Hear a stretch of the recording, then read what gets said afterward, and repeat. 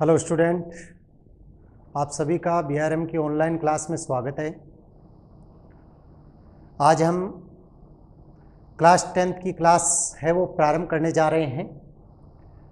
आज हम 10th class के अंदर विज्ञान विषय है, उसमें चैप्टर है वो 9वां स्टार्ट करेंगे जिसका नाम है प्रकाश।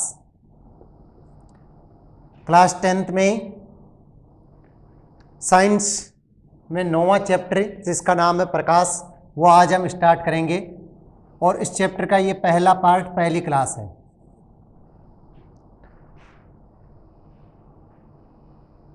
बीआरएम स्कूल के द्वारा नियमित रूप से ऑनलाइन क्लासें हैं वो चल रही हैं, इसलिए आप लोग बीआरएम स्कूल की इन ऑनलाइन क्लासों से जुड़िए और इन क्लासों का ज़्यादा से ज़्यादा लाभ उठाइए।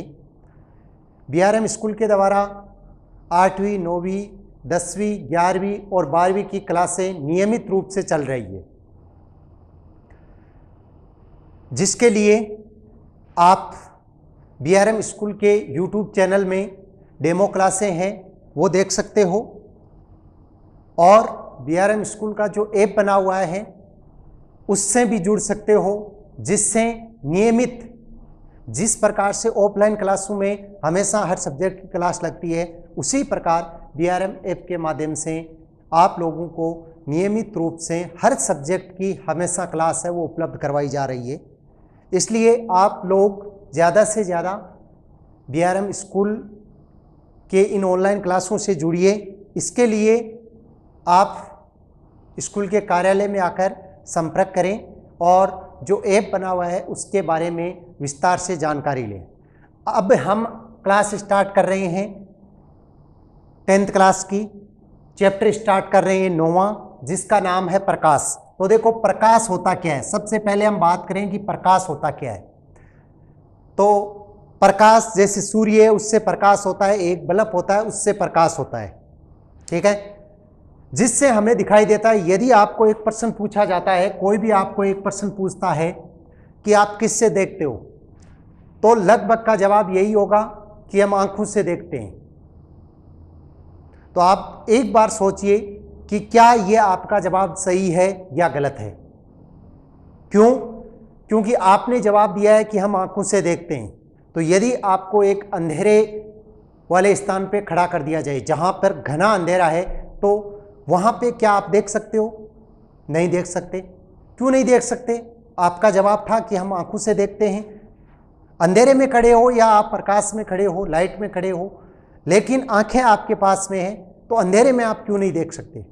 तो इसका कारण यह है कि हम आंखों से देखते हैं लेकिन बिना प्रकाश के हम नहीं देख सकते। आंखों से भी हम तभी देख पाएंगे जब प्रकाश होगा।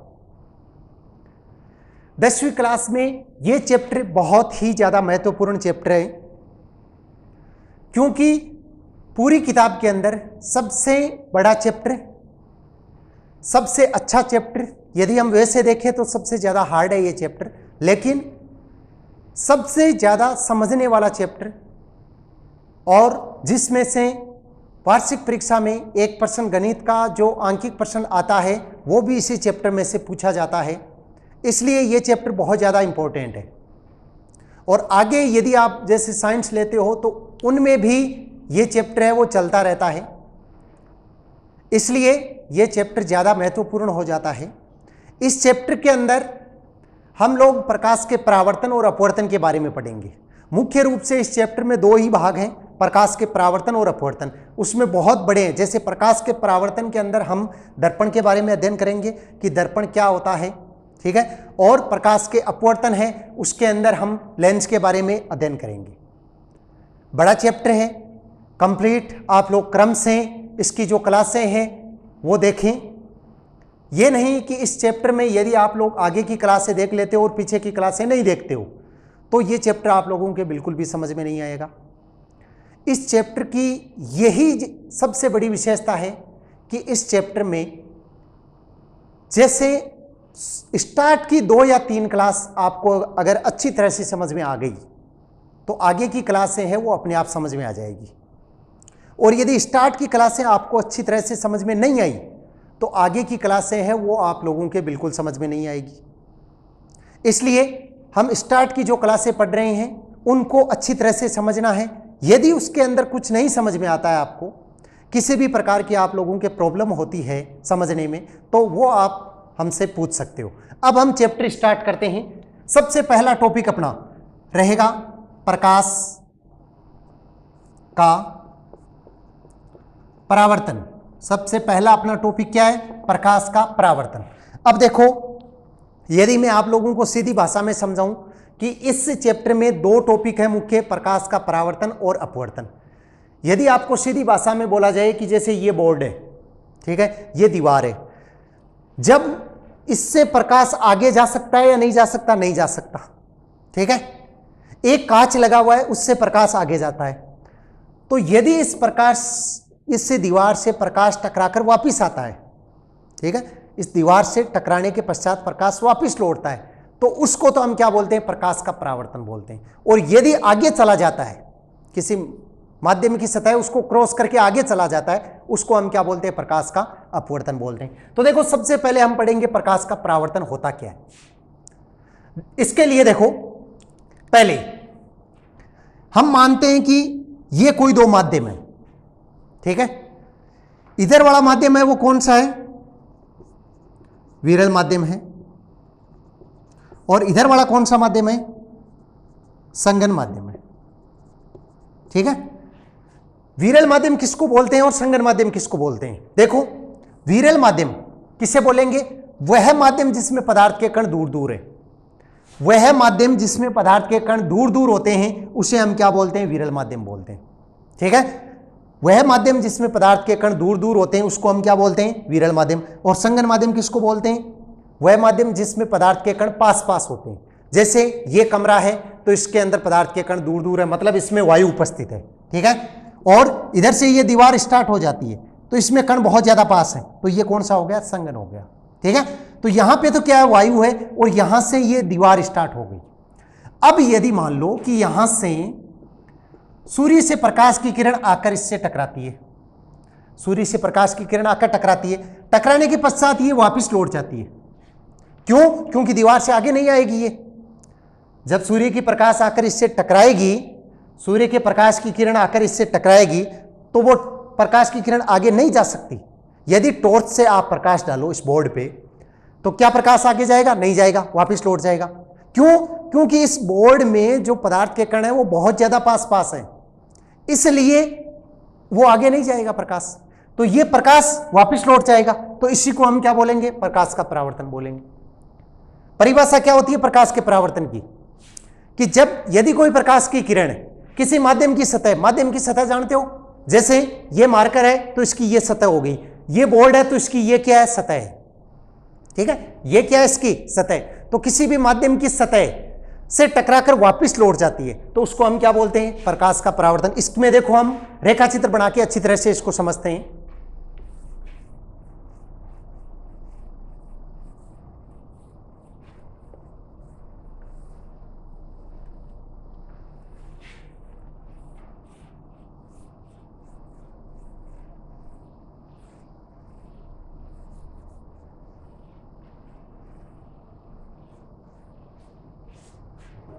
देखो, पहला अपना टॉपिक है प्रकाश का परावर्तन। सबसे पहला टॉपिक अपना क्या है? प्रकाश का। अपने चैप्टर कौन सा है? अध्याय 9, जिसका नाम क्या है? प्रकाश है, ठीक है।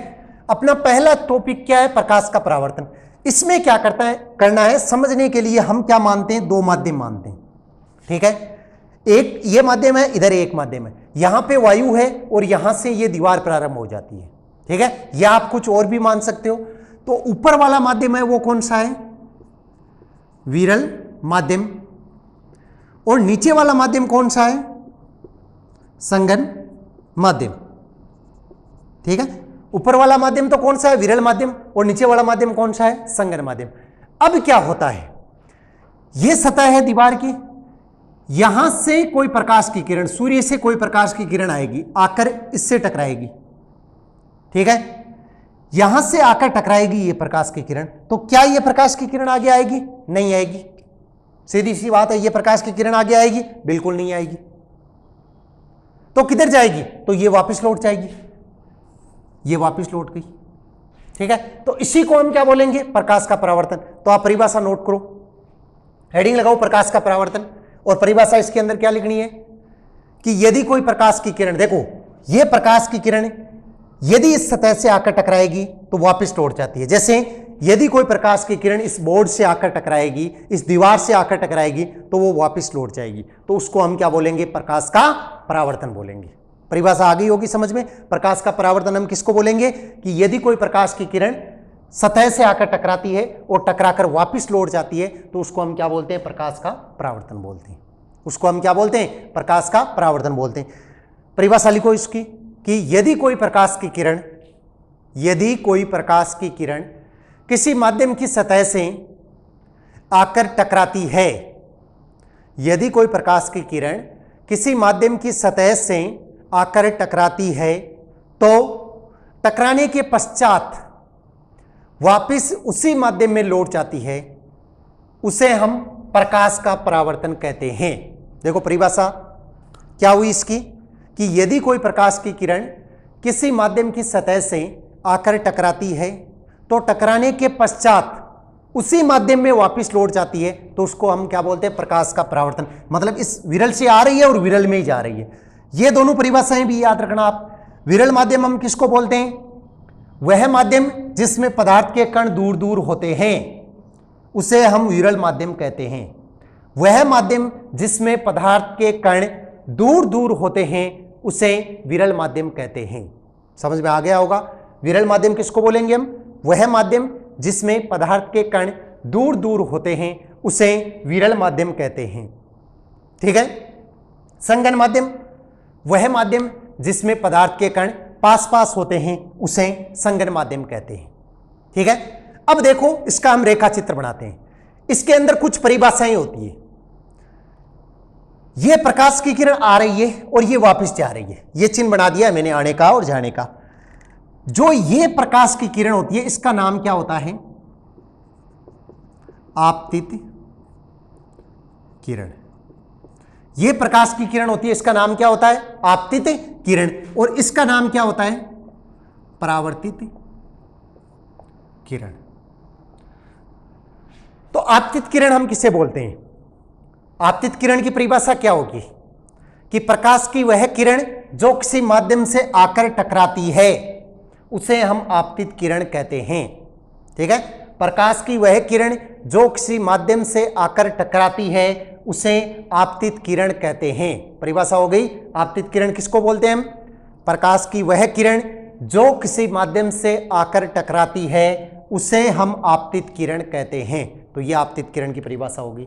परावर्तित किरण हम किसको बोलेंगे कि प्रकाश की वह किरण जो किसी माध्यम से टकराने के पश्चात वापस लौटती है, उसे हम परावर्तित किरण कहते हैं। ठीक है। आपतित किरण, प्रकाश की वह किरण जो किसी माध्यम से आकर टकराती है, उसे आपतित किरण कहते हैं। और प्रकाश की वह किरण जो किसी माध्यम से टकराने के पश्चात वापस लौटती है, तो वापस लौटने वाली किरण को परावर्तित किरण कहते हैं। ठीक है। अब देखो, ये आपतित किरण है, ये परावर्तित किरण है, ये माध्यम की सतह है। ये क्या है? माध्यम की सतह। तो इस आपतित किरण और इस परावर्तित किरण के बीच में क्या बनता है? एक लंब बनता है। इन दोनों के बीच में क्या बनता है? एक लंब बनता है, जिसे हम क्या बोलते हैं? अभिलंब बोलते हैं। क्या बोलते हैं हम? अभिलंब। ठीक है। मतलब आपतित किरण और परावर्तित किरण है, उसके बीच में एक लंब बनता है, जिसे हम अभिलंब कहते हैं। तो अभिलंब की परिभाषा क्या होगी कि आपतित किरण व परावर्तित किरण के मध्य बनने वाले लंब को अभिलंब कहते हैं। परिभाषा समझ में आ गई होगी कि आपतित किरण व परावर्तित किरण के मध्य बनने वाले लंब को अभिलंब कहते हैं। अभिलंब की परिभाषा क्या हुई? आपतित किरण व परावर्तित किरण के मध्य बनने वाले लंब को अभिलंब कहते हैं। अब देखो, एक यहां पे कोण बनता है, जिसको किससे लिखते हैं, कोण आई से लिखते हैं। ठीक है, यहां पे एक कोण बनता है जिसको किससे लिखते हैं, कोण आई से लिखते हैं, और इसका नाम क्या होता है, आपतन कोण। इसका नाम क्या होता है, आपतन कोण। और एक यहां पे कोण बनता है जिसको किससे लिखते हैं, कोण आर से लिखते हैं, जिसका नाम क्या होता है, परावर्तन कोण। देखो यहां पे जो कोण बनता है उसको किससे लिखते हैं, कोण आई से लिखते हैं। यहां पे जो कोण बनता है इसको किससे लिखते हैं, कोण आई से लिखते हैं, और इसका नाम क्या होता है, आपतन कोण। यहां पे जो कोण बनता है उसको किससे लिखते हैं, कोण आर से लिखते हैं, और नाम क्या होता है, परावर्तन कोण। अब इसकी परिभाषा क्या होगी, बिल्कुल सीधी सी परिभाषा और सरल परिभाषा होगी। ये 3 लाइनें बनी हुई है, तीनों का नाम पता होना चाहिए। इसका नाम क्या है, आपतित किरण है। इसका नाम क्या है, अभिलंब है। इसका नाम क्या है, परावर्तित किरण है। तीनों नाम याद है। अब देखो अपने को परिभाषा देखनी है आपतन कोण की। ठीक है, तो आपतित किरण व अभिलंब, आपतित किरण व अभिलंब के मध्य बनने वाले कोण को आपतन कोण कहते हैं। परिभाषा समझ में आ गई। आपतित किरण व अभिलंब, ये क्या आपतित किरण है, ये क्या अभिलंब है। तो आपतित किरण व अभिलंब के मध्य बनने वाले कोण को आपतन कोण कहते हैं। परावर्तन कोण की परिभाषा क्या होगी, परावर्तित किरण व अभिलंब, ये क्या है, परावर्तित किरण है, और ये क्या है, अभिलंब है। तो परावर्तित किरण व अभिलंब के मध्य बनने वाले कोण को परावर्तन कोण कहते हैं। तो ये देखो प्रकाश का परावर्तन है, उसका रेखा चित्र हो गया। इसको आपको कॉपी के अंदर कैसे लिखना है, सबसे पहले हेडिंग लगाना है प्रकाश का परावर्तन। ठीक है, और उसके बाद में क्या करनी है, इसकी परिभाषा लिखनी है, प्रकाश के परावर्तन की परिभाषा लिखनी है। तो परिभाषा में किस प्रकार से लिखना है कि यदि कोई प्रकाश की किरण किसी माध्यम की सतह से आकर टकराती है और टकराने के पश्चात उसी माध्यम में वापस लौट जाती है, तो उसे हम प्रकाश का परावर्तन कहते हैं। उसके पश्चात यह रेखा चित्र बनाना है अपने को। यह पूरा चित्र कैसे बना समझवा दिया मैंने अच्छी तरह से।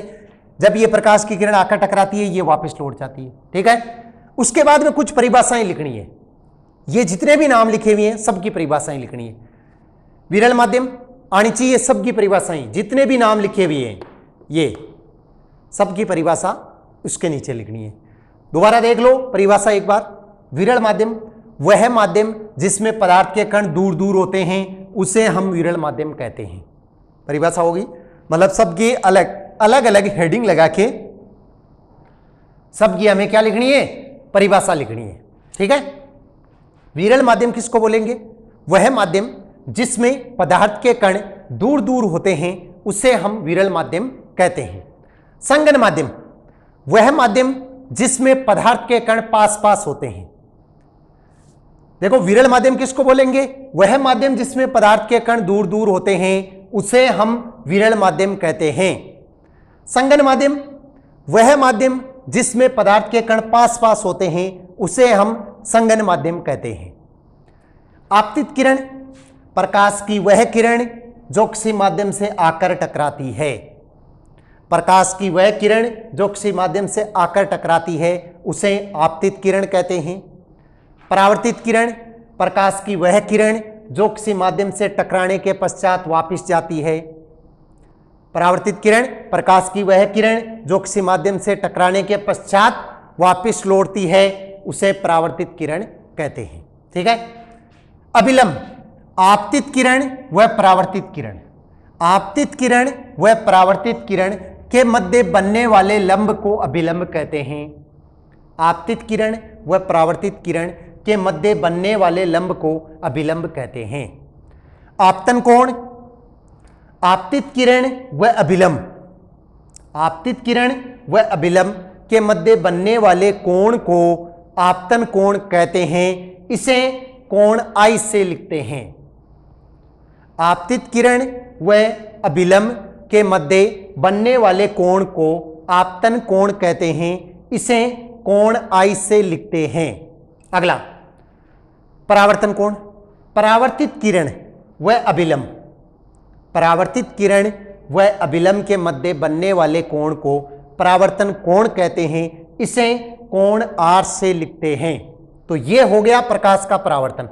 ठीक है, सबसे पहले प्रकाश का परावर्तन परिभाषा, चित्र और ये कंप्लीट परिभाषा है। अब देखो प्रकाश का परावर्तन है वो कितने प्रकार का होता है? 2 प्रकार का होता है।